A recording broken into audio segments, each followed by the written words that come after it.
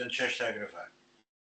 Já, Vitor, já. Então, boa noite aos presentes e aos que depois irão ouvir este vídeo resultante desta conferência. Eu queria só dizer meia dúzia de palavras sobre a conferencista, que é a professora doutora Carolina López Ruiz, e nos vai falar sobre los fenícios e la construcción del Mediterráneo. Algunas respuestas y muchas más preguntas.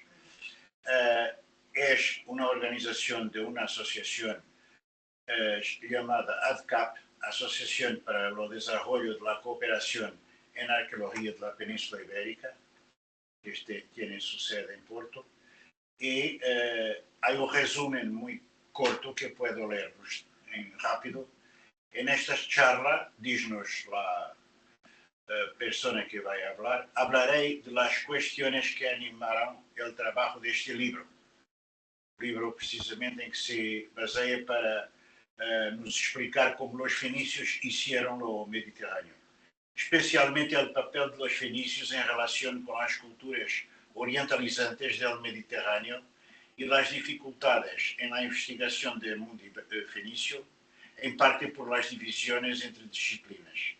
Con foco en la península ibérica, explicaré cómo hemos avanzado últimamente en nuestro conocimiento del fenómeno de expansión comercial y colonial fenicio y las muchas preguntas que nos quedan por resolver.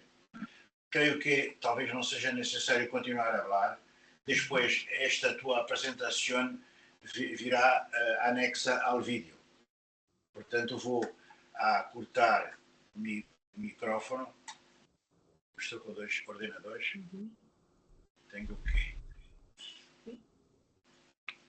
Pues muchas gracias. Entonces, empiezo a hablar yo.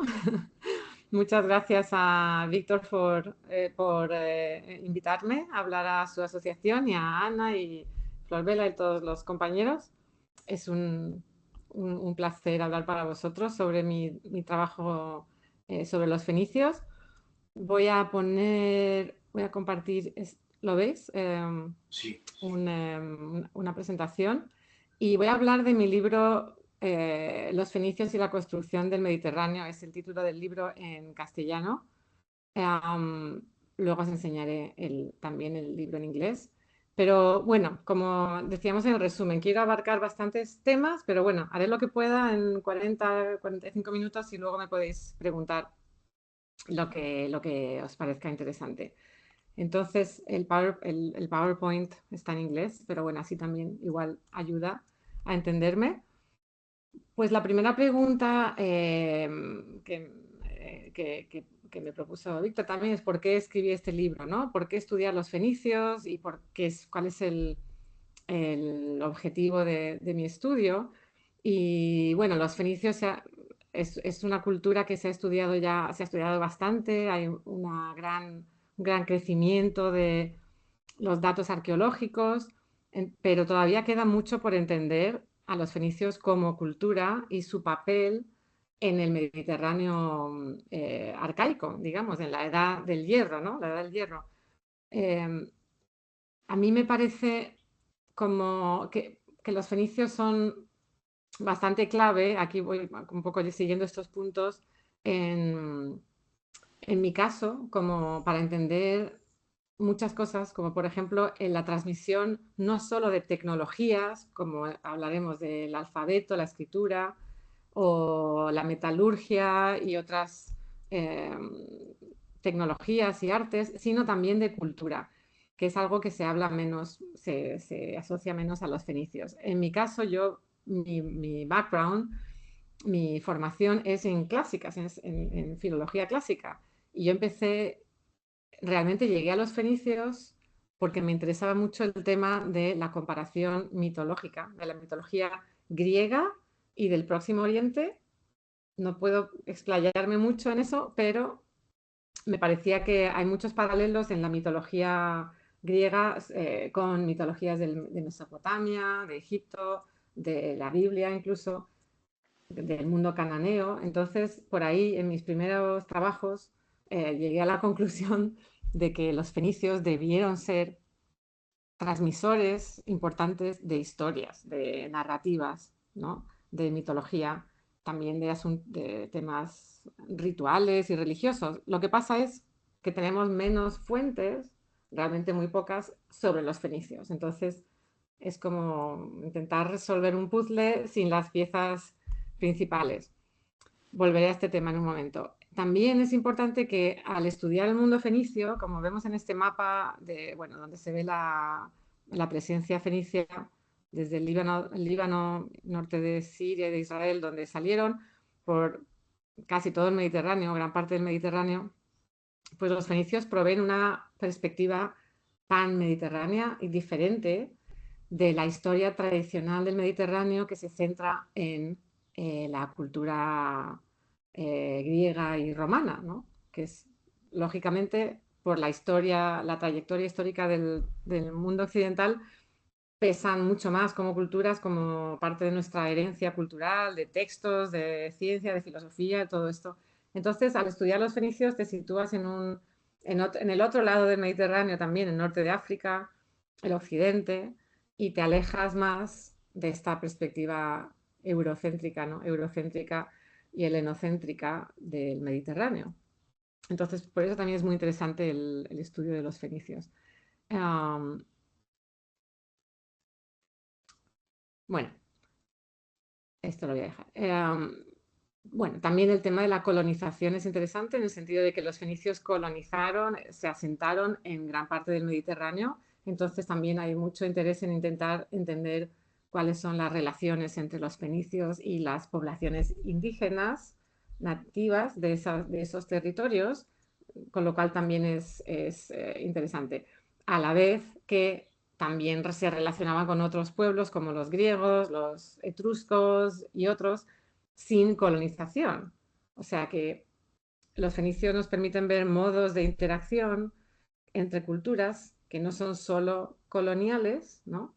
Sino también de otro tipo de relación. ¿Qué más? Siguiendo con este mapa, eh, por otro lado, como me interesa mucho la península ibérica, porque soy de España, y acabé también metiéndome a través de los fenicios en el mundo de tartesos, de la cultura tartésica, ¿no?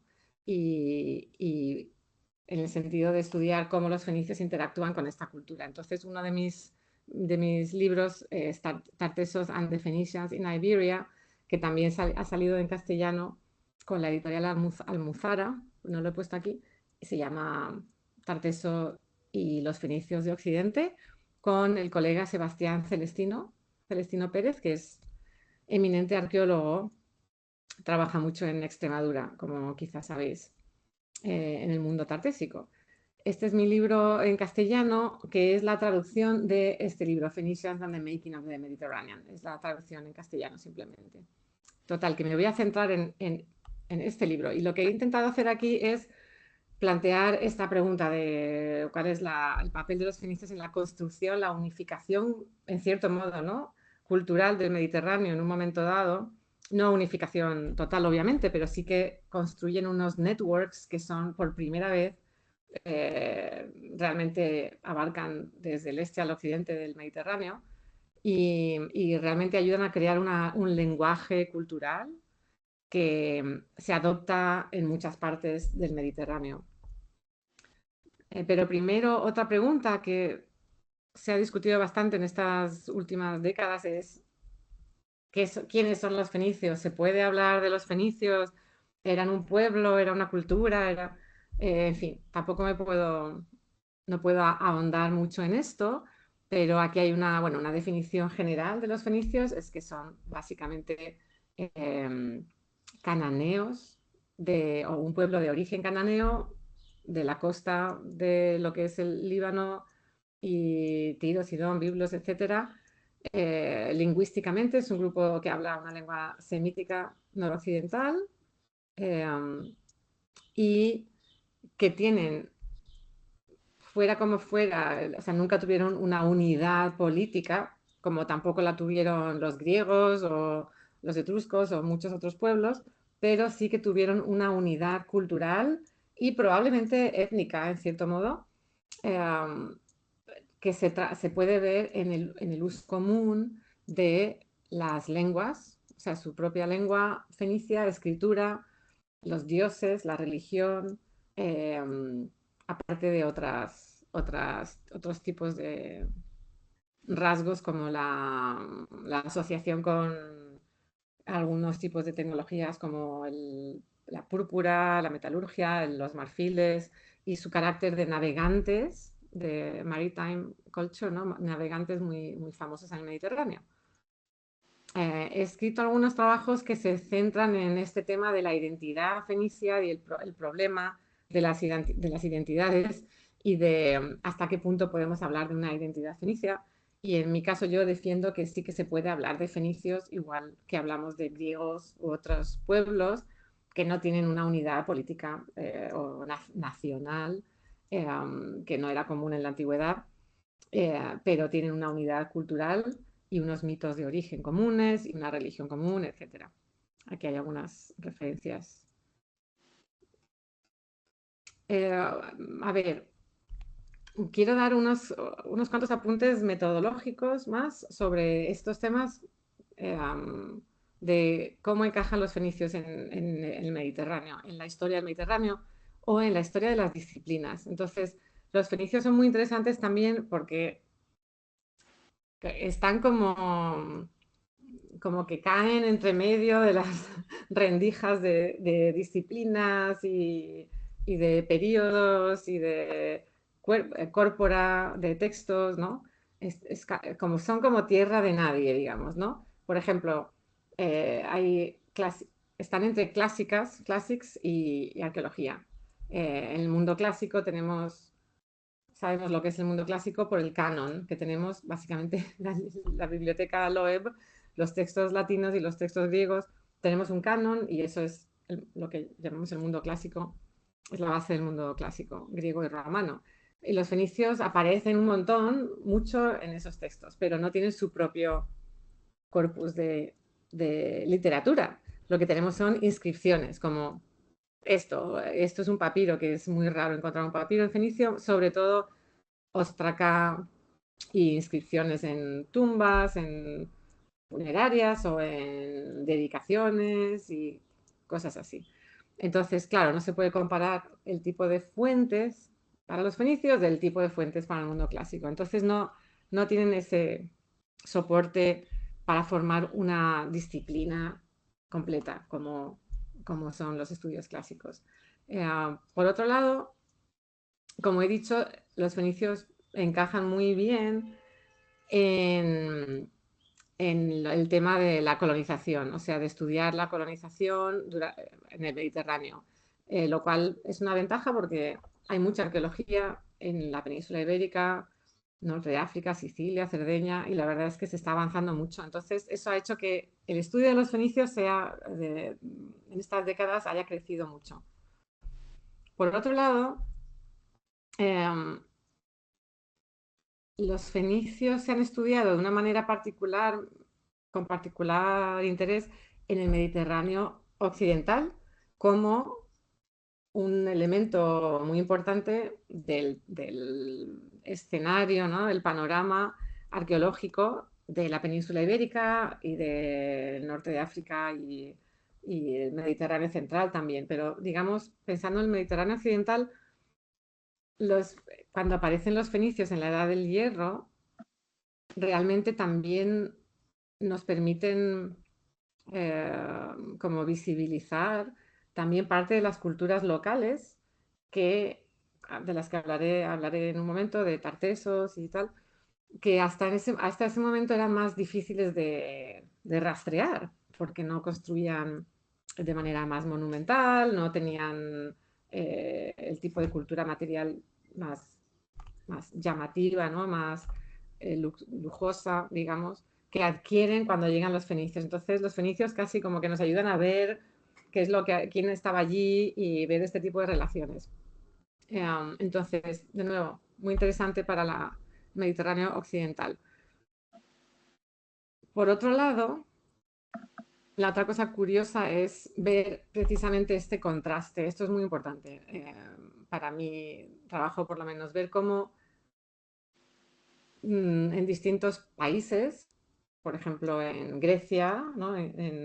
Sí, en Grecia, o en España, o en Portugal, o en Italia, se habla de los fenicios de manera diferente según dónde encajan o dónde entran a su narrativa de su linaje cultural, ¿no?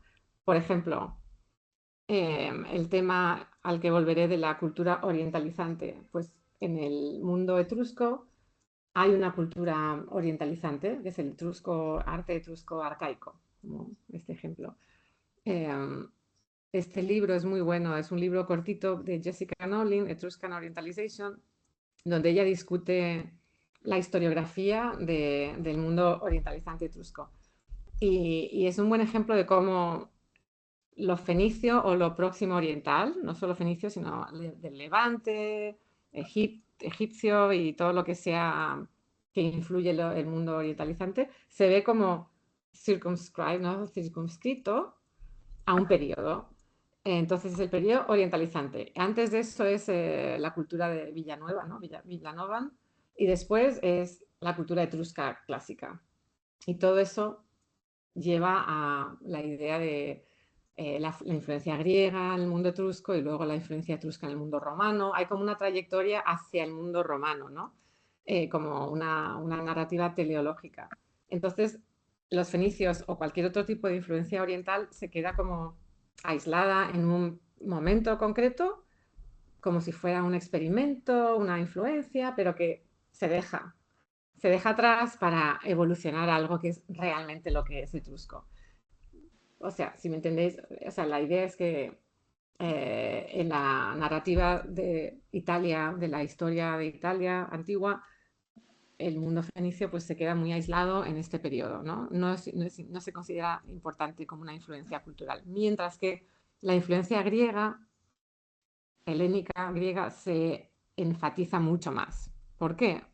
Porque tiene más valor, prestigio para la cultura occidental y está más ligada al mundo romano, que es al final lo que predomina en Italia.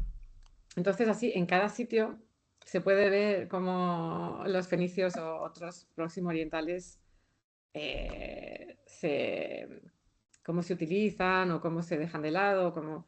Entonces, en la península ibérica y Portugal creo que se ve de otra manera, en parte porque las culturas locales indígenas que había antes o que había allí y que habrá después de iberos, lusitanos, son de otra, no son la cultura griega o la cultura romana, digamos, están más a la par que la cultura fenicia, ¿no? Se entiende que, vale, interactuaron y los fenicios también trajeron elementos culturales como la escritura y muchas cosas que eh, los pueblos locales adaptaron a su manera y se ve como todo parte de una narrativa de una evolución cultural o de una interacción más egalitaria o incluso donde los fenicios tienen una posición de superioridad en el sentido de que son una cultura con escritura desde hacía siglos, urbana, quizá más sofisticada, más avanzada tecnológicamente, ¿no? Entonces, o sea que los fenicios, según donde los coloques, si es en Grecia o en Etruria, no es lo mismo que si es en Iberia. Adquieren un papel diferente. Bueno, ahí lo dejo.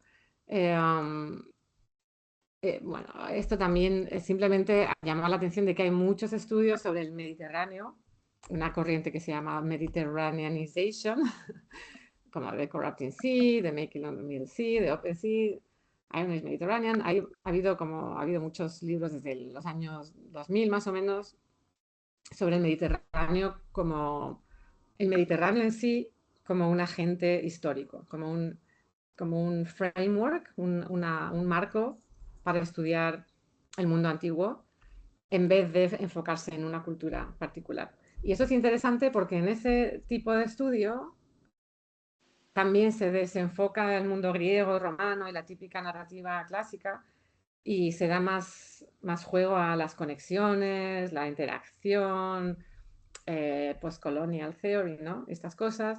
Bien, entonces ahí los fenicios adquieren también un papel importante, por ejemplo, en este libro, Cypriot Broadbank, o en este libro de Tamar Holos, se les da un papel muy importante a los fenicios. Mientras que en otros, dependiendo, se quedan como muy difuminados, porque también cuando hablas del Mediterráneo en general, como los networks, parece que son los agentes históricos, como que los networks en sí son los personajes en vez de las personas, y se pierde mucho como el foco en las personas y lo que está haciendo cada grupo y tal. Entonces, este trend tiene sus ventajas y sus desventajas. Y por último, y aquí es donde voy a enfocarme por un rato, es el tema de la cultura orientalizante. Hay un libro como muy clave que es Debating Orientalization de 2006. Es un libro editado por Corina Riva y Nicolás Vela con capítulos en distintos temas donde debaten esto, qué es orientalización, es útil, no es útil el término, y que hay estudios de distintas zonas, de Sardinia, Cerdeña, Península Ibérica, Etruria, etc. ¿Qué es orientalizante? Pues básicamente, para los que no son expertos en este tema, se puede ver como un periodo, el periodo orientalizante, más o menos siglo 8 y 7 antes de Cristo, antes de nuestra era, 8-7, en Grecia, Etruria, Península Ibérica, Sardinia, más o menos en casi todo el Mediterráneo, en Chipre, hay de repente como un lenguaje visual, un tipo de arte que es como del Próximo Oriente, con influencia del Próximo Oriente, pero no es muy claro, o bueno, yo creo que sí es claro, pero el caso es que no es muy claro en principio cómo se produce o de dónde vienen estas influencias. Entonces, a estos periodos se les ha llamado orientalizante, por ejemplo, en el mundo tartésico, cuando se descubrieron tesoros del carambolo, que lo enseñaré en un momento. Se llamaba orientalizante porque, bueno, no se sabía muy bien cómo llamarlo. Entonces, esto tiene problemas. El término en sí tiene problemas. Viene del siglo XIX, cuando los primeros arqueólogos descubrieron tumbas etruscas, en parte del mundo etrusco viene el término. eh, y luego en España, el carambolo, luego en Grecia. Entonces, es un término de historia del arte realmente para describir un tipo de arte que es orientalizing. No es oriental, es como con influencias del oriente. Pero, ¿qué es el oriente? Ese es el problema, que oriente es un término muy, muy vago. Entonces se ha criticado el término porque bueno, es muy vago, no te dice de qué estás hablando exactamente. Y también es esencialista, ¿no? Orientalista. O sea, eh, el término oriente en sí es como reificar toda una región geográfica donde hay muchos pueblos, muchas culturas, y ponerlo en un saco que en verdad se contrasta con el occidente, que es básicamente Europa. Entonces es un término un poco colonialista, etcétera, etcétera. Total, que hay problemas ideológicos en el término en sí, pero lo que a mí me interesaba más es eh, esto, lo que he dicho antes del libro de Jessica Nowlin, que se trata este periodo, este tipo de arte del siglo 8, 7, como, como un estilo artístico o como un periodo cronológico en que de nuevo se trata de una manera superficial y se aísla sin intentar entender qué está pasando, cuáles son las implicaciones del contacto cultural que subyace a el tipo de arte que estamos viendo, cuál es el marco histórico de este fenómeno. Total, que orientalizing, como pongo aquí, no tiene explanatory power, realmente es un término descriptivo. Y ya otros académicos, otros historiadores hace tiempo han dicho por aquí, por allá, que realmente sería más útil intentar ver quién está detrás de estos fenómenos y que los fenicios tuvieron que tener un papel muy importante en este fenómeno. ¿Por qué? Porque eh, todas las áreas donde hay un fenómeno orientalizante realmente también son áreas donde hay presencia de fenicios. Entonces aquí viene el mapa que fabriqué para mi libro en inglés, pero bueno, hay otro equivalente en español. Entonces lo que intenté hacer en este mapa es poner como en sombra, digamos, las áreas así de manera más expansiva posible donde hay cultura orientalizante, de nuevo, entre el 900 y el 500, como un marco más amplio, digamos, aquí puesto entre 900 y el 500, depende de dónde estés, aunque digamos sería más entre el 800 y el 600, serían los dos siglos más clave.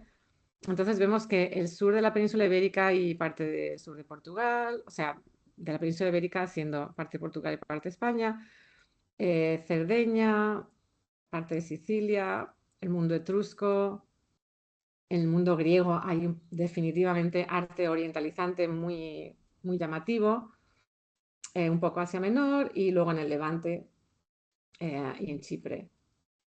El mundo griego concreto. Entonces, ¿qué pasa aquí? Que yo quería ver si en un mapa se podía mostrar que hay las rutas fenicias que se marcan con estas líneas y los yacimientos fenicios y yacimientos o sitios donde hay presencia fenicia, a lo mejor como presencia, como parte de un yacimiento indígena, se solapan con las zonas donde hay un proceso, un fenómeno orientalizante, ¿vale?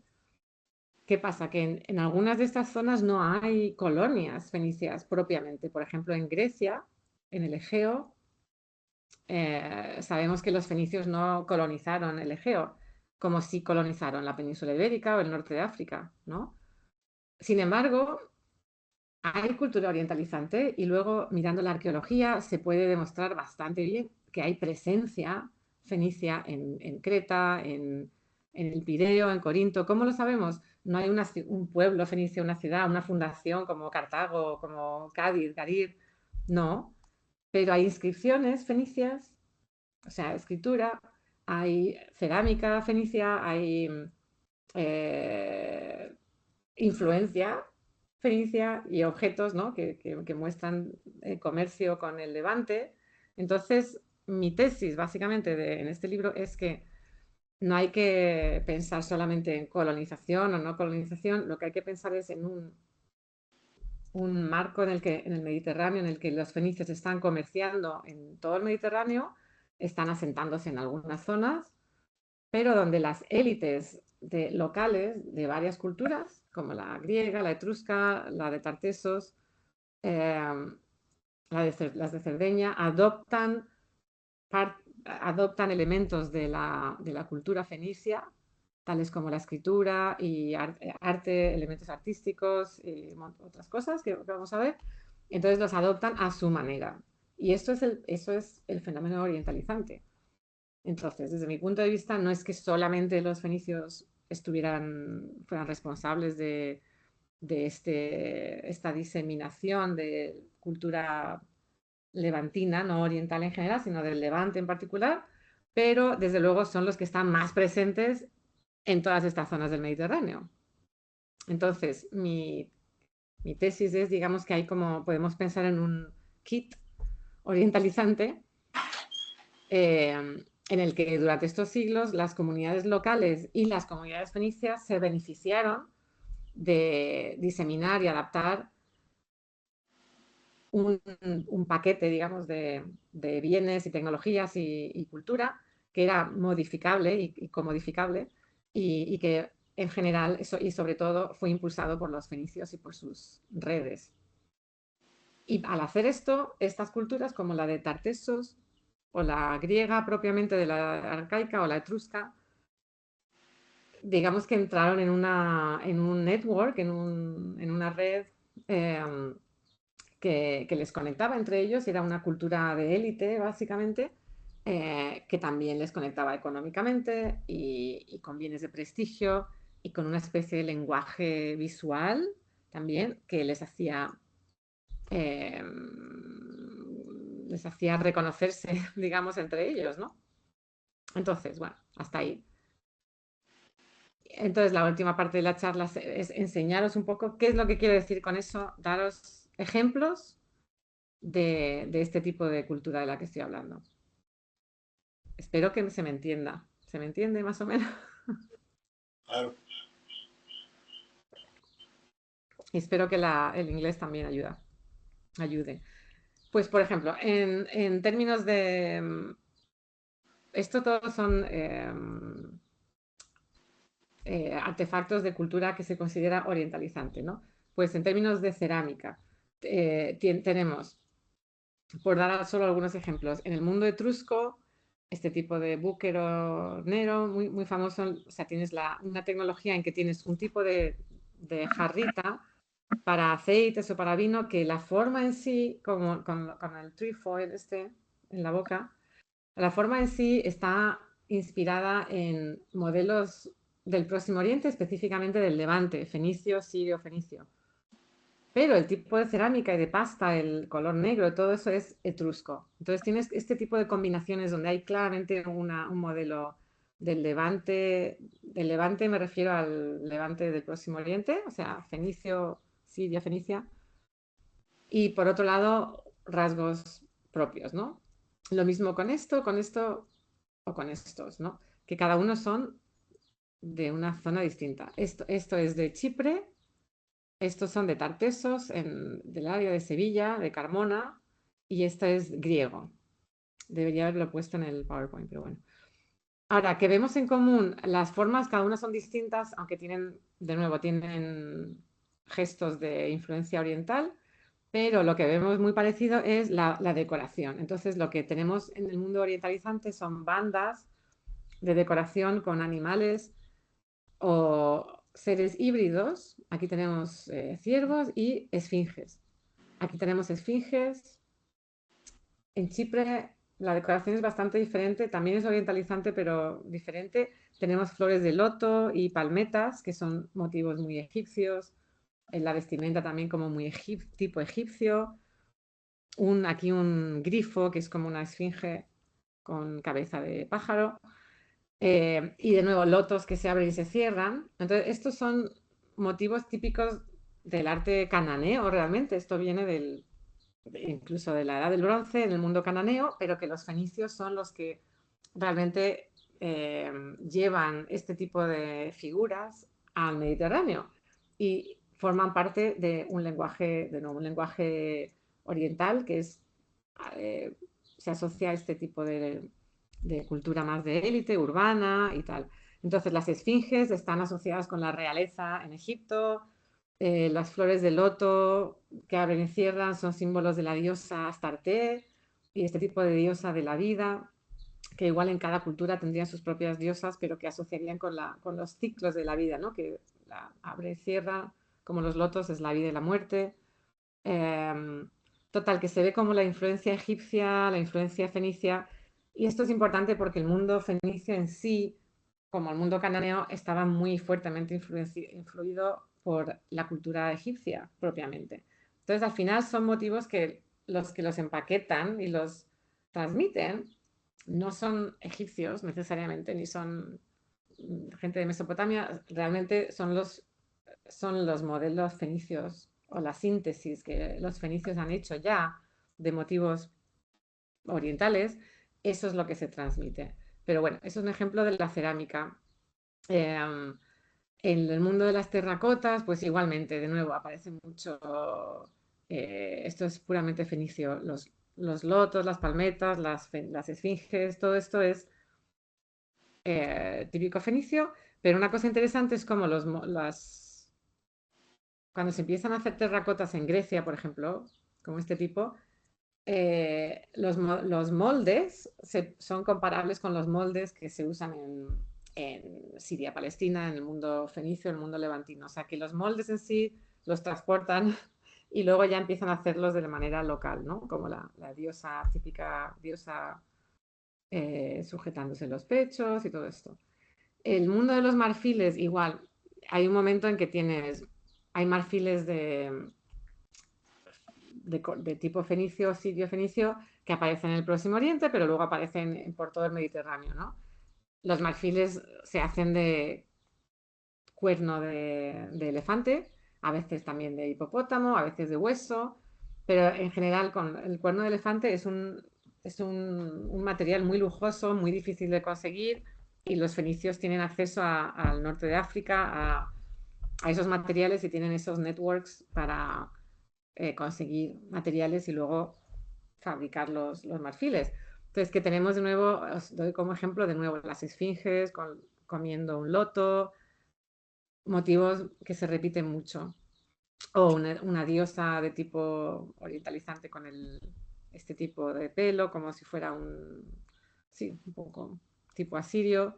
¿Qué pasa? Que al final, por ejemplo, en la zona de Tartesos, los marfiles se dejan de trabajar de manera tan profunda como con alto relieve, y se hacen, como veis aquí, como incisos, con incisión, lo cual es una técnica más fácil, más barata, pero particular del Mediterráneo occidental. Entonces, de nuevo, no son solo imports, ¿no? Y cosas importadas de Oriente, sino que los fenicios se asientan en sitios y crean escuelas, y la gente local adopta la tecnología para hacer sus propios marfiles y sus propias cerámicas con sus propios motivos.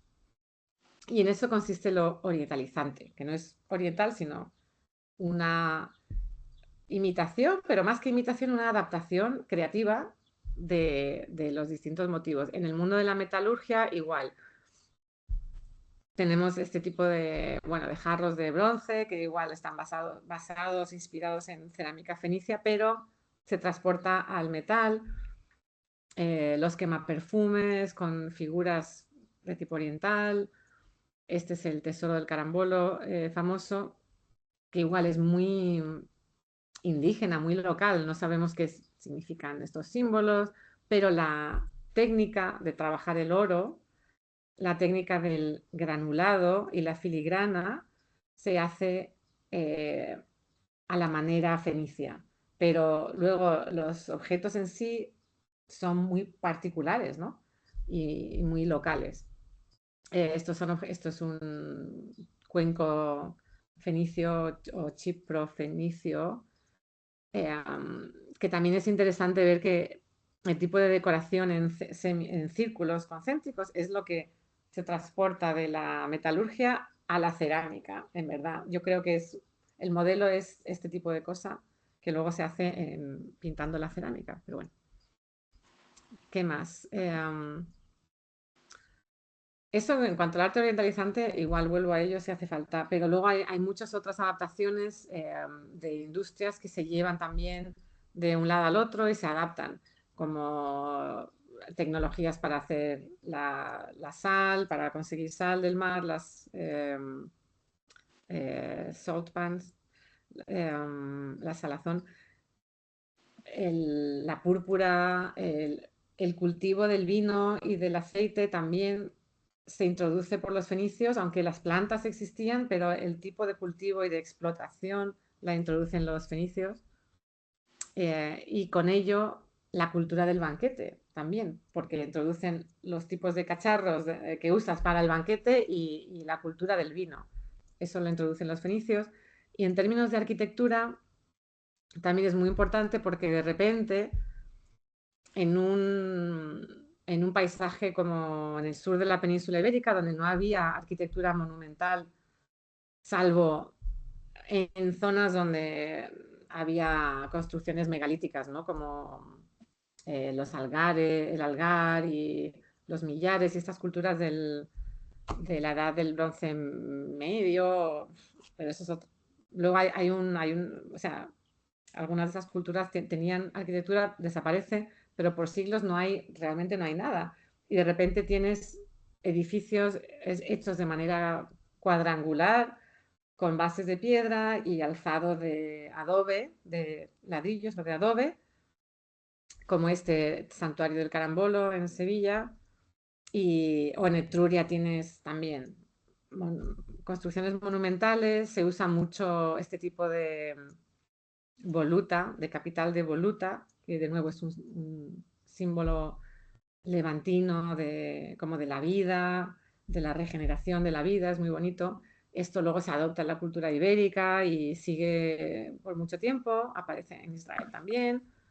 Entonces, se distingue bastante bien en la arquitectura cuando aparecen los patrones de construcción levantinos y se utilizan para santuarios que pueden ser considerados tartésicos o indígenas o fenicios o a veces no se puede saber y los arqueólogos discuten todavía si el carambolo es fenicio o es tartésico. ¿Qué más tengo aquí? La escultura.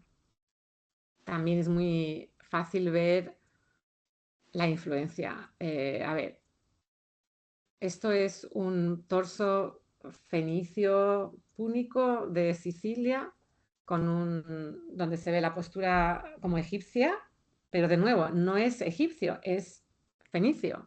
Lo que pasa que los fenicios adoptan la cultura egipcia a su manera, ¿no?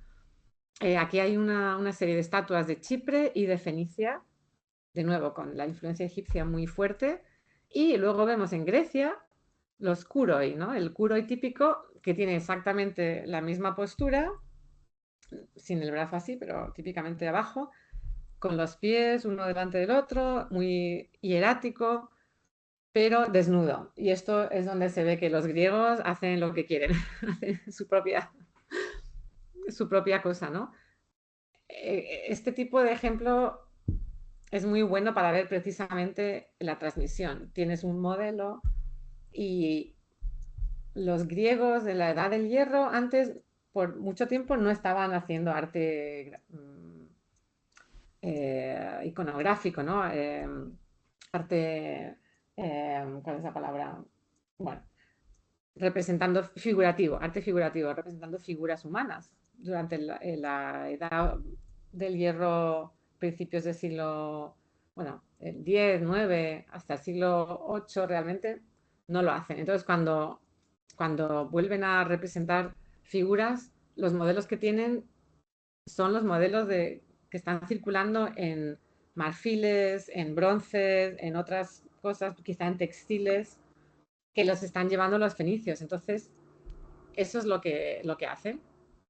Y luego ya lo desarrollan a su propia manera y acabas con la escultura clásica.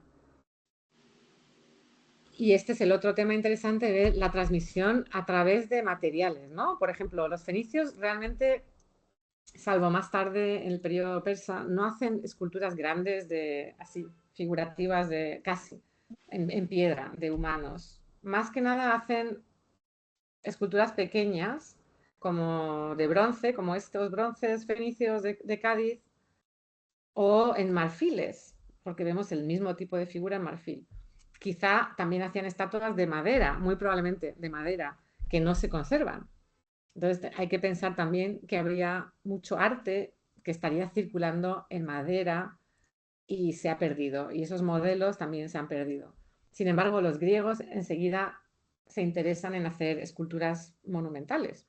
O sea que cada cultura hace lo suyo, pero se podían estar inspirando en modelos pequeños, de marfil o de bronce o de madera.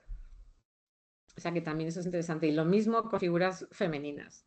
Tenemos esta escultura pequeñita de Sevilla, también del Carambolo, con una inscripción en fenicio, o estas figuritas en quema perfumes, y en el oriente tienes figuras también de bronce, de marfil. Y sin embargo, los griegos llevan este modelo a escultura en templos, por ejemplo, ¿no? O de figuras de diosas más grandes en piedra, más monumentales. Pero el modelo es muy parecido. Y esta diapositiva es sobre las esfinges. De nuevo, cuando uno piensa en una esfinge, piensas en Egipto, Giza, no, Giza, la esfinge de Giza. Pero la esfinge egipcia se relaciona con el faraón y no tiene alas, no es alada, ¿no? Como estas esfinges. Y tiene mucho que ver con la realeza, con el faraón. es masculina normalmente y sin alas. En cambio, la esfinge fenicia, como estas son puramente fenicias, tienen alas y en general parecen más femeninas que masculinas, aunque no tiene por qué ser siempre. Y esa es la esfinge, ¿veis? Con alas que se transmite aquí al mundo griego. Aquí hay una esfinge griega del templo de Delfi y es la esfinge que tenemos en mente cuando pensamos en la esfinge de Edipo, ¿no? O la esfinge griega. Entonces es muy claro que la esfinge que se transmite al Mediterráneo en el fenómeno orientalizante no es la esfinge egipcia directamente, es una esfinge fenicia y que tiene que ver con el mundo divino. La esfinge como un ser híbrido, es un ser como guardián, son guardianes de una diosa, en muchas imágenes en tronos, como guardando tronos, relacionado con dioses o con monumentos como templos o tumbas. Y por último, el tema de la escritura, del alfabeto. Quizá la aportación más importante, en cierto modo, y más famosa de los fenicios en el Mediterráneo es la escritura alfabética. Los fenicios no inventaron el alfabeto, en verdad, en Ugarit, en el bronce final cananeo y ya antes incluso con el alfabeto proto-sinaítico, proto-cananeo, ya estaban experimentando con escritura alfabética, pero los fenicios alrededor del siglo X antes de Cristo son los que sintetizan este tipo de escritura alfabética, semítica noroccidental, y son los que la hacen como estandarizan. Y este alfabeto fenicio es el que sale a Grecia, a Etruria, los etruscos, bueno, aquí no tengo una inscripción etrusca, sí, tengo. Los etruscos también lo adoptan y de los etruscos los latinos, ¿no? El mundo griego, el alfabeto griego viene directamente del fenicio. Esta es una escritura fenicia. El mundo de Israel, en Israel y Jordania y el mundo arameo, todo el Levante adoptan el alfabeto fenicio y en el mundo de la península ibérica, el alfabeto del suroeste peninsular o tartésico o southwestern también viene del fenicio, pero con bastantes cambios, ¿no? Total que esto es un alfabeto, es realmente un hilo conductor de la presencia y la influencia cultural fenicia.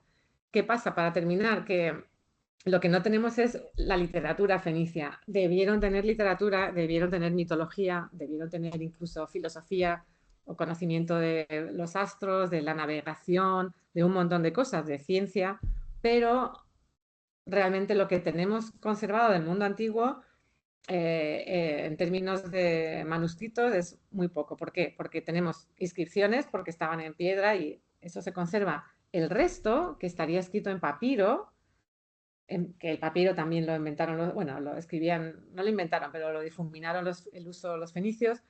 El papiro, que se llama biblos en griego, como Biblos, la ciudad fenicia, no se conserva, solo en Egipto se conserva el papiro, ¿no? Entonces, hemos perdido su literatura. No hemos perdido la literatura griega y romana o hebrea porque hay una tradición textual de copiar, copiar, copiar, copiar, desde la antigüedad hasta la Edad Media y la Edad Moderna y la prensa. Pero solamente para esas culturas tenemos ese privilegio de tener una transmisión manuscrita. Para los fenicios o los iberos o los lusitanos o etruscos no tenemos nada. Entonces, ¿qué pasa? Que nos quedamos sin nada. ¿Por qué no tenemos nada? En parte porque los romanos, los romanos destruyeron Cartago en el siglo II antes de Cristo como la parte final de las guerras púnicas y eso simboliza en cierto modo la historia del Mediterráneo donde el mundo fenicio, los cartagineses, que son sus herederos, son los que pierden, ¿no? Y la historia la escriben los que ganan las guerras, como todos sabemos. Así que voy a terminar con esa reflexión de que en otra historia posible tendríamos muchos más textos fenicios y menos textos romanos, pero bueno. Así que ahí lo voy a dejar. Esta es la pregunta de dónde vienen estas cosas, pero lo voy a dejar ahí y muchas gracias por vuestra atención.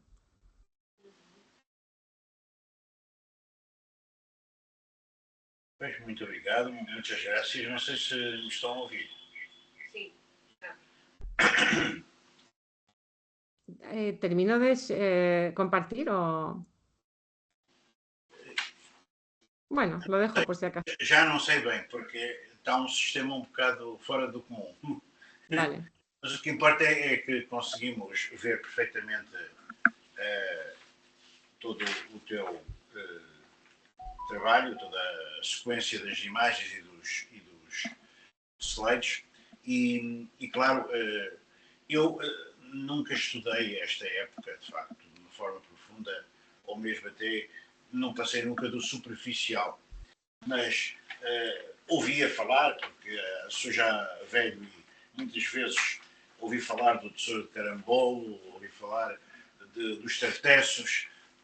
Isso sempre me causou curiosidade, mas não estudei verdadeiramente. Porquê,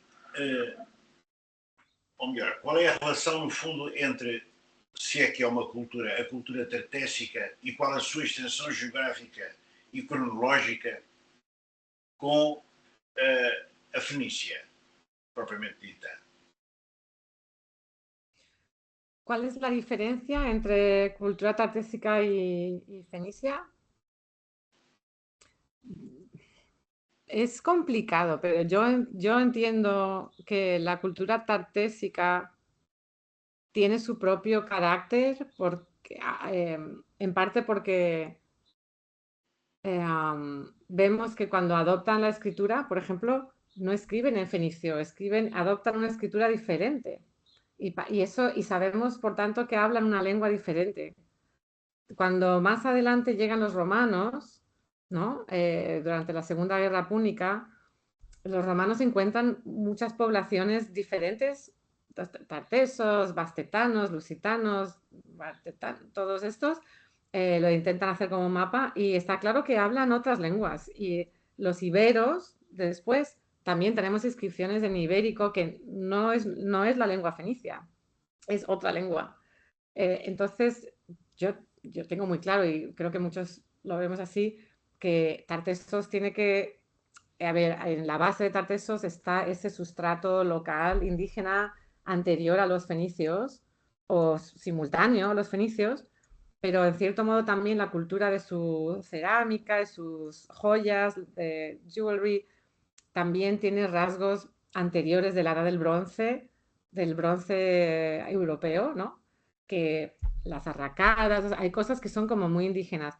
¿Qué pasa? Que cuando llegan los fenicios, como decía, se mezclan obviamente mucho y cuando tienes cultura tartésica como en Carambolo, llega un punto que es difícil distinguir qué es fenicio y qué es tartésico, porque no podemos preguntarles a ellos, ¿eres fenicio? ¿Eres Y probablemente había mucha mezcla en ese momento, ¿no? Pero aún así, yo creo que la cultura tartésica mantiene una personalidad y un carácter propio, aun cuando está junto con los fenicios.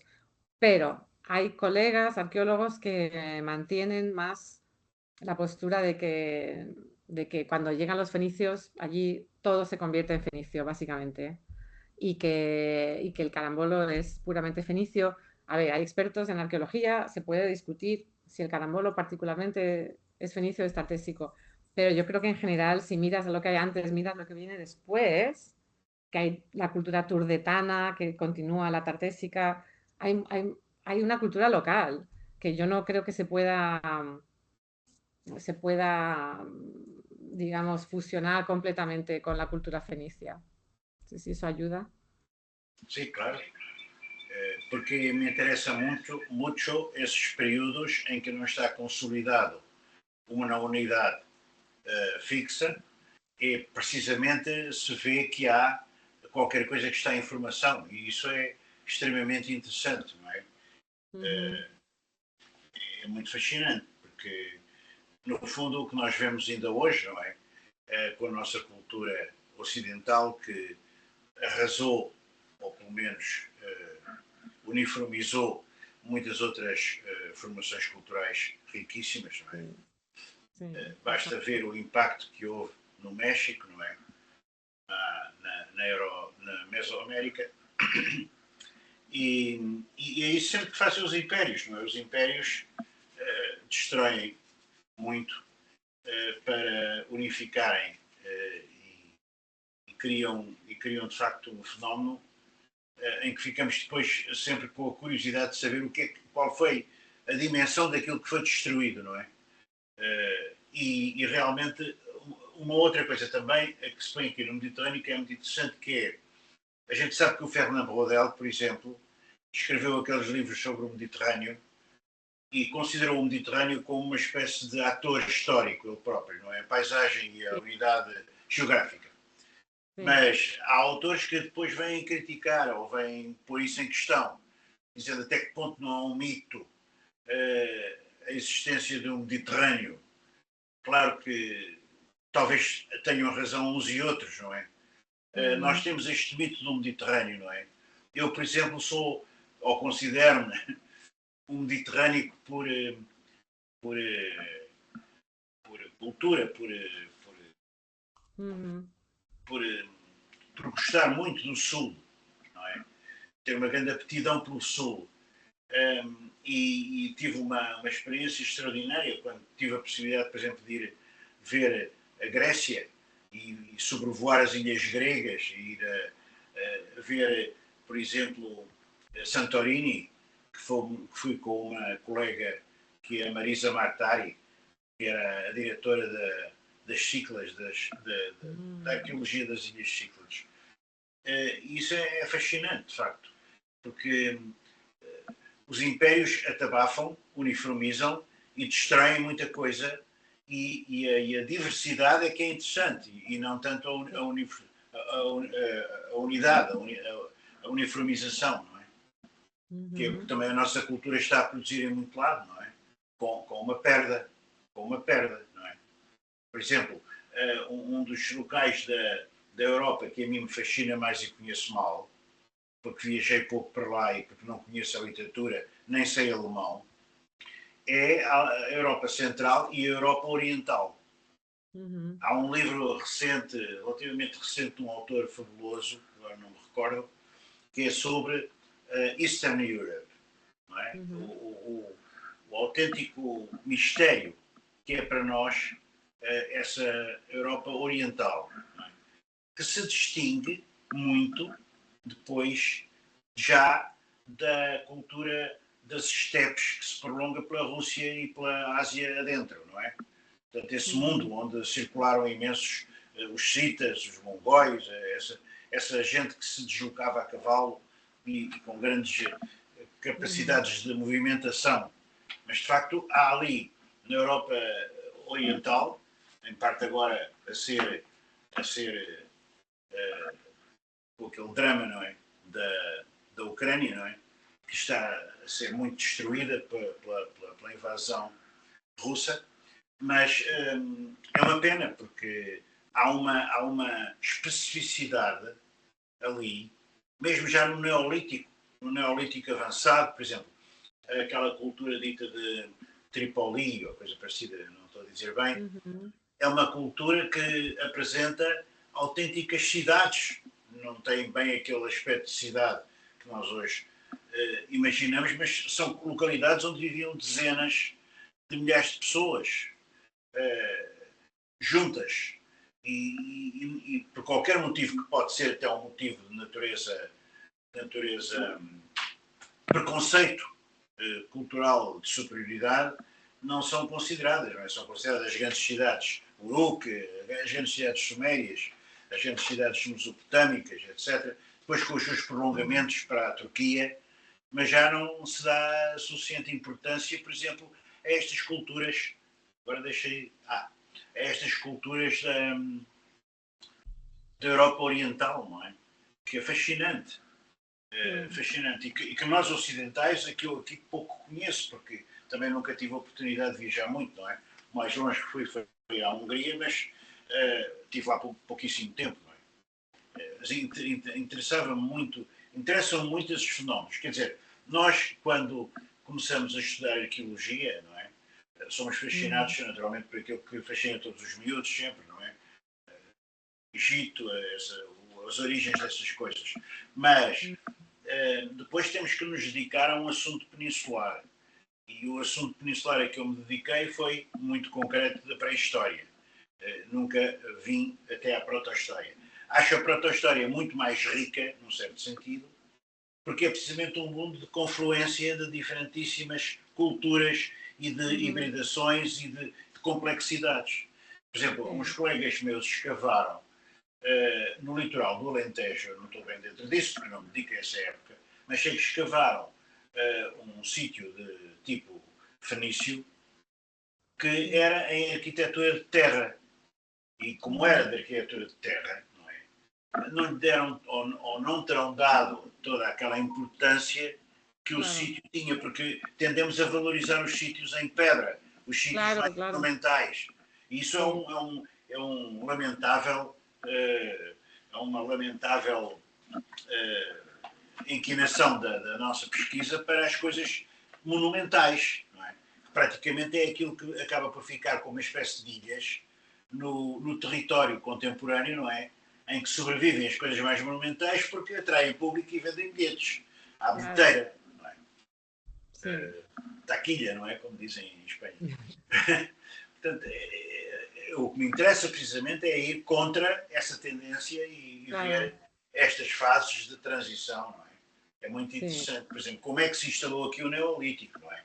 Não é de qualquer maneira uma coisa simples, em que vieram uma série de indivíduos em barcos, não é? Quase como se fosse uma história infantil, trazendo, enfim, o gado ou os cereais para aqui. É um problema certamente muito mais complexo, mas o público, quando vê um monumento imponente e pode tirar boas fotografias, e eu faço parte também deles, fica satisfeito e vai-se embora ver outro monumento e tirar mais fotografias, não é? Quer dizer, é difícil aprofundar estes problemas. Por isso, esta tua ideia de acentuar, não é? Que os fenícios fizeram o Mediterrâneo, no sentido de criaram as raízes de uma unidade do mar interior, não é? Que é o Mediterrâneo, não é? É muito fascinante, não é? É muito interessante. E, no fundo, isso manteve-se até às partidas dos portugueses e dos espanhóis, e depois seguidas pelos outros do norte da Europa, para o resto do mundo, não é? Onde foram colonizar outras zonas, mas realmente é uma coisa que se mantém durante muito tempo, não é? E há realmente uma cultura europeia que é feita desta diversidade. E eu creio que é muito importante acentuar esta diversidade, em que nós somos diferentes de outros países, por exemplo, que foram colonizados, não é? Como os Estados Unidos, praticamente eliminaram as culturas que lá existiam e colonizaram-nas e estragaram, digamos, muita coisa. Não é? É muito interessante. Portanto, gosto muito deste tema. Fascina-me. Sí, hay un tema interesante que no he hablado de ello, pero por ejemplo sabemos muy poco del norte de África. Tenemos colonias fenicias, asentamientos fenicios, pero de las culturas locales sabemos muy poco. En parte tenía que haberla, obviamente, pero en la zona de Cartago, al interior, hay algunos yacimientos que se están viendo de la Edad del Hierro indígena, pero en general, porque probablemente igual porque construirían en barro, como has dicho, en tierra y lo que sea, y no tenían una cultura, no desarrollaron una cultura orientalizante como los etruscos, los griegos, como más monumental. ¿Pero por qué? No sabemos por qué, pues igual no les interesaba. Entonces tienes yacimientos fenicios y luego casi nada, o sea, muy poco, ¿no? Mientras que en otras zonas sí que se ve mucho más desarrollo. Entonces también, en parte es porque se ha hecho mucha menos arqueología en el norte de África sobre la Edad del Hierro fuera de lo fenicio o de lo romano, ¿no? Entonces hay parte que es simplemente por accidente geográfico o por falta de recursos, de inversión en la arqueología de ese periodo. Y luego también puede ser que no todas las zonas tuvieran grupos que les interesara desarrollar ese tipo de cultura de élite internacional o lo que sea, ¿no? Entonces es muy interesante y todavía sabemos muy poco. Eu, a uma determinada altura, dei uma cadeira, uma disciplina, lá na Universidade do Porto, onde fui professor. Agora vivo perto de Lisboa. E onde agora a Ana Val está a dar aulas. Lá. Uma cadeira chamada História das Civilizações Pré-Clássicas. Normalmente, essa cadeira até às vezes era semestral, outras vezes foi anual, infelizmente no meu caso foi anual, e eu tive que comprar imensos livros, estudar imenso, e tive um prazer enorme em voltar, no fundo, de uma maneira mais científica e pedagógica, aos meus gostos de juventude, quando tinha 14 anos e comecei a ler o Gordon Child, que quando era traduzido em português, O Homem Faz a Si Próprio, por exemplo, Man Makes Himself, e outras coisas assim. Mas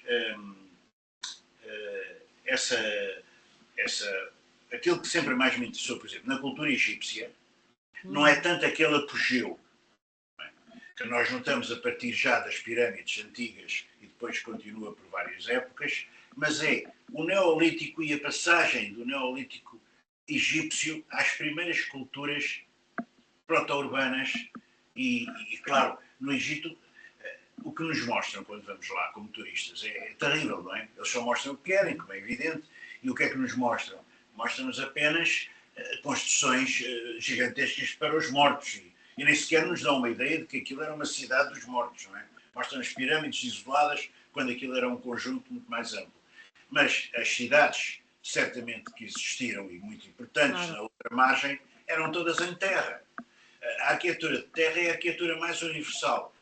Eu tive a possibilidade, em tempos, e a Ana lembra-se disso perfeitamente, de organizar com uma arquiteta, que é a arquiteta Mariana Correia, muito interessada e conhecedora de toda a arquitetura de terra do mundo inteiro, uma mesa redonda lá na Faculdade de Letras do Porto sobre o interesse da arquitetura de terra. Foi publicado num livro chamado Terra, Modo de Construir. E é muito interessante porque uma italiana, uma vez, que estava nas nossas escavações, disse-me que a Itália, muitas cidades medievais que eram em terra, precisamente porque como não tinham a imponência romana nem das grandes civilizações, foram pura e simplesmente arrasadas. Pura e simplesmente. E são muito fáceis de arrasar, não é? Porque a taipa ou a terra empilhada ou mesmo o tijolo cru, não é? Ou seco, ao sol, ou cozido, é muito mais fácil de destruir do que uma estrutura de pedra. Enfim, eu não quero estar a monopolizar aqui a conversa, não é? Quero só agradecer bastante, é muito interessante este tema, não é? É fascinante. Sí. Sí, ahora se está estudiando mejor y por ejemplo, Sebastián Celestino y Esther Rodríguez González, que trabajan en Extremadura en el Turuñuelo, este yacimiento del Turuñuelo, que es de la Edad del Hierro, tartésico, pero un poco más tarde, el siglo V. Tienen paredes enteras de tierra, de adobe, increíble, y tienen todo un proyecto sobre la arquitectura en tierra y están como revalorizando realmente y estudiando mucho eso. Y han ido a Marruecos, han hecho cursos para ver cómo se fabrican los adobes y como trabajo etnográfico, ¿no? De comparativo. Y es súper interesante. Y es que si no, no vemos nada, solo buscas los cimientos de piedra, pim, pim, pim, pim, y el resto es muy difícil que se preserve, pero a veces se preserva y no lo ves cuando lo excavas y se destruye, ¿no? Y los pueblos en el mundo tartésico tenían que construir en tierra, seguro, y por eso no se conserva casi nada, hasta que empiezan a hacer en piedra. La tierra es la más ergonómica. Claro. Forma de habitar um território, porque basta ver em África estas hormigas, se diz hormigas, umas formigas, que hacem aquelas colunas enormes, as termiteiras. Eu vi isso, porque eu estive em Angola, comecei a minha atividade de assistente da faculdade. Sí, auténticas ciudades de tierra. Sim, e no interior, não é? Elas estão em permanente movimento, permanentemente a construir aquilo em argila. No fundo, são pequenas cidades de térmitas em argila. Para construir o quê? Para construir um ambiente interior completamente adaptado às variações de clima e mesmo ao clima extremamente tórrido que por vezes existe, não é? Portanto, é muito interessante estudar. Nós estudamos, eu agora estou desligado deste projeto, quem está à frente dele é um colega e amigo, tanto meu como da Ana Val, que é o João Muralha Cardoso, que está a estudar o sítio de Castanheiro do Vento, que fica no Alto Douro português, perto da fronteira com a Espanha. E que é um sítio de altura em que tem embasamentos de pedra, mas nós levámos lá a arquiteta Mariana Correia e ela disse-nos claramente que aqueles embasamentos podiam sustentar paredes enormes. Portanto, aquilo que nós hoje vemos como uma coisa que está no chão, quase que ao nível de uma planta, não é? Arrasado na sua base, à exceção de uma outra área onde se vê um pouco de parede, era no fundo, no passado, isto é no terceiro milénio antes de Cristo, era uma estrutura que podia ser um labirinto de muros, de onde se não via a paisagem, senão de determinadas pontos de vista, o que permitia construir uma sequência de operações físicas dentro daquele espaço que tinham certamente um valor simbólico. É o mesmo que se passa com Los Milhares. Los Milhares sempre foi considerado como uma coisa defensiva. Não é essencialmente defensivo. A defesa de Los Milhares é uma defesa identitária. Basta ver como a necrópole de Los Milhares está no exterior dos muros. Não é? Só existe um monumento funerário no interior do primeiro muro. Toda a necrópole está no exterior. É a necrópole de Tolói, não é? E depois tem um monumento único, um monumento megalítico, ou tipo megalítico. Portanto, aquilo ali é, com certeza, um polo importantíssimo de organização do território. Portanto, lá está. Como as coisas se vão formando pouco a pouco, há uma gênese, não é? Da relação do ser humano com o território, muito anterior à cidade, muito anterior àquele aspecto que estudamos nas cidades romanas, nas cidades gregas, etc. E que é muito mais interessante, provavelmente, até do que os momentos de apogeu. Que sobre esses já sabemos muito, não é? Ou pelo menos as pessoas que são especialistas disso. Olha, eu não quero demorar, não sei se já é tarde, não sei aí que horas são, aí nos Estados Unidos, em Chicago, que hora é? Casi las 5 de la tarde. Muito bem. Todavía hace sol. Sim. Eu já estive aí em Chicago, em 1991. Fui aí a um congresso da Associação Americana de Antropologia. Fui convidado para participar numa sessão sobre a Península Ibérica, com outros colegas meus, não é? Mas pela Catina Lilios, que é uma portuguesa, é uma investigadora e arqueóloga que trabalhou também em Portugal, ou sobre Portugal, mas que trabalha nos Estados Unidos. E ela organizou isso foi já em 1991, há muitos anos. Tive uma bolsa, uma ajuda da Fundação Luso-Americana e de uma outra entidade para poder deslocar-me, porque era muito caro ir aos Estados Unidos. Não é? Mas realmente agradeço-te imenso, em nome da ADCAP, a excelente colaboração e não sei se alguma das minhas colegas aqui presentes, a minha mulher Florbela é também arqueóloga, embora seja uma arqueóloga mais local, porque embora se interesse por assuntos muito maiores, mas está como técnica da Câmara de Loures. Loures é uma localidade perto de Lisboa, onde nós vivemos. E, portanto, é uma pessoa que está concentrada aqui no património local. A Ana é uma pessoa que vai dar aulas e que tem-se dedicado sempre à pré-história recente, aquilo que chamamos a pré-história recente aqui. Portanto, vai desde o Neolítico até a Idade do Bronze, digamos assim. Muito obrigado. Muchas gracias. No sé si quieren decir algo. Muchas gracias a vosotros. Estamos solo en el call, en la llamada, solo los 5 o 6 y después lo ponéis en el YouTube y demás gente lo oye allí, ¿o cómo es? Claro que sí. Es decir, Vale. yo prefiero que, particularmente, es mi opinión, prefiero poca gente aquí, pero no los malucos, los locos que vienen con unas cosas de tipo pornográfico horribles. Es una cosa horrible. Ya, mal. Lo más Bueno, posible. É que espero me que sí. obrigam a después enviar os vídeos para cortar essas partes. Claro, claro. E, Vale. portanto, se a Ana, que está gravando, não? Que está registrando, me enviar o vídeo desta conversação, desta charla, como disseste, lo mais pronto possível, lo poderemos poner en YouTube e depois difundir a partir daí por Okay. muita gente.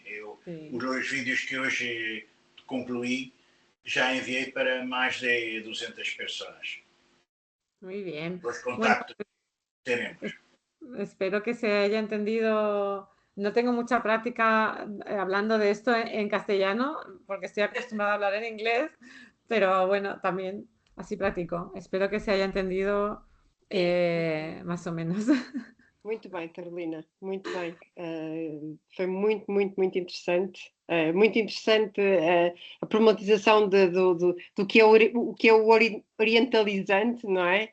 Que nós mesmo no terceiro milénio utilizamos, que às vezes temos que há sítios ou objetos de cariz orientalizante e não sabe muito bem a que é que isso se refere, mas foi muito, muito interessante.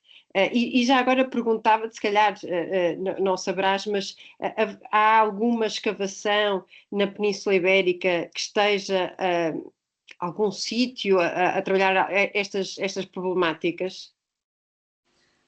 Sí, no, gracias Ana por preguntar. Pues yo particularmente estoy trabajando en Málaga con colegas de la Universidad de Málaga y tenemos un yacimiento que se llama Cerro del Villar, está fuera de Málaga y es yacimiento, es fenicio, o sea, es un asentamiento fenicio, pero los colegas de allí han trabajado bastante la zona del interior, hay yacimientos indígenas de la Edad del Hierro que aparecen cuando se asientan los fenicios, se van como concentrando la población y se ve bastante bien, estamos estudiando esto, ¿no? Como un yacimiento que es un puerto de mar, atrae la población local, tienes cerámica hecha a mano, tipo indígena, cerámica fenicia en el propio yacimiento y cosas así como que estamos intentando ver cómo si se puede estudiar en el territorio estos cambios, ¿no? A través de pues es un poco de la cerámica, de la construcción y aparecen, sí, como puntos de encuentro, ¿no? Donde también hay materiales de otros sitios, de Grecia, de Etruria, cerámica. Entonces, luego, esa creo que es una zona buena. Y en Portugal también hay un montón de colegas haciendo arqueología de la Edad del Hierro que tienen cosas muy interesantes también en este sentido. En el interior del Tago, del Tajo, Tejo. del Tejo, los colegas de la Universidad de Lisboa, Ana Ruda, Elisa, Elisa de Sousa, bueno, y otros colegas, Paco Gómez, están haciendo, bueno, hay mucha gente, hacen un trabajo muy bueno. Entonces, yo creo que se va a ir viendo mejor. Lo que pasa es que es difícil encontrar yacimientos que sean puramente indígenas o ya están como, o son tartésicos como más, ya más desarrollados o son fenicios. Pero realmente hay este gray area, ¿no? Como de interacción, donde se puede ver rasgos de las dos culturas. Entonces, a ver, en la Bahía de Málaga creo que se puede estudiar esta fase inicial del contacto primero. Estamos viendo, a ver. A ver. E esse colega Celestino Pérez Sí. é esse sítio de Extremadura nos podias depois por um mail enviar lá o contacto para podermos um dia visitar. Sí, sí, sí. Eu e minha mulher, pelo menos, vamos muitas vezes a Espanha e sempre que podemos visitar qualquer coisa de arqueología también es muy importante. Claro, ¿no? Y el yacimiento que están trabajando ahora, el Turuñuelo, o Casas del Turuñuelo, es increíble, es súper interesante, muy Eso interesante. es muy conocido, ¿no? Ya hace Sí. mucho tiempo. Sí, sí, porque estaba enterrado al final, ¿no? Como Canchorroano también, esos sitios que lo destruyen y lo queman y lo entierran. Entonces está todo lleno de cosas. Y han encontrado hasta una inscripción en Tartésica, en una placa de pizarra, bueno, increíble. Y marfiles y, bueno, cantidad de cosas. La verdad es que estas esculturas de caras, unas caras súper bonitas de piedra. La verdad es que es un yacimiento increíble. Si podéis ir a visitarlo, lo van a preparar para el público, no está abierto al público todavía, pero igual os pondré en contacto, pues si lo podéis ver y lo van a preparar, van a hacer como una cúpula encima para que la gente pueda verlo y dentro de creo que poco, espero, se podrá ver más. Pero es muy interesante. Y ahí sí que yo creo que esto es puramente, o sea, tartésico en el sentido de que es local, pero de nuevo, con mucha influencia fenicia, en ese punto ya fenicia púnica y también cerámica griega, pero claramente es un sitio indígena, local, tartésico, llamarlo tartésico. Antes tartésico era solo el sur, como Sevilla, Cádiz, Huelva, el sur, y Extremadura no se consideraba tartésico, pero ellos están mostrando que en verdad la continuidad cultural es enorme, entonces tampoco puedes poner un límite cronológico rígido y pues si lo vas a llamar tartésico, llámalo tartésico también, porque utilizan la misma escritura también, entonces están como abriendo el concepto, ¿no? De que es tartésico, que de todas Nos maneras es un interesa nombre mucho, externo, nos pero interesa mucho tener ese contacto. Eu estou vendo uma imagem aqui no vídeo e parece que estou sí. sempre falando. É uma coisa qualquer que não está normal, porque quando tu hablavas parecia que eu estava também a continuar a falar, quando eu estou totalmente sem falar. É estranho este sistema. Vitor, está um pouco indiferido. É uma imagem diferida, Vale, puede estranha. ser. Enfim, Bueno. muitas Bueno, graças. pues no, muchas Esperamos gracias a o vosotros. contacto e continuamos em contacto. Sí, gracias. Bueno, Hemos tenido várias conferências ultimamente sobre assuntos desta época aproximadamente. Incluso eu e Flora, a minha mulher, estivemos em Cádiz, ciudad que nos gusta muito, e depois fomos ver por debaixo de um teatro que há, sí, el teatro. isto foi explicado por la arqueóloga, que depois invitamos a hacer uma charla destas que está em mi canal Ajá. del YouTube. Si quieres, te puedo enviar el enlace. Probablemente María Ángeles Navarro. Esa misma. Sí, sí. Sí, sí, no, lo conozco. Es muy buena, sí, y el yacimiento es increíble, es muy, muy importante. Ela entrou, não nos conhecia e começou a falar com nosotros e quedamos casi amigos logo porque foi espectacular a explicación que nos ha dado. Es espectacular, es espectacular. Sí, sí, sí. Qué bien, me alegro, me alegro. Muy bien. Muchas Pues gracias. mucho gusto y mucha suerte y hasta pronto. Cualquier cosa, aquí Hasta estoy. pronto. Gracias. Deus, obrigada, muito obrigada. Buenas noches. Obrigada.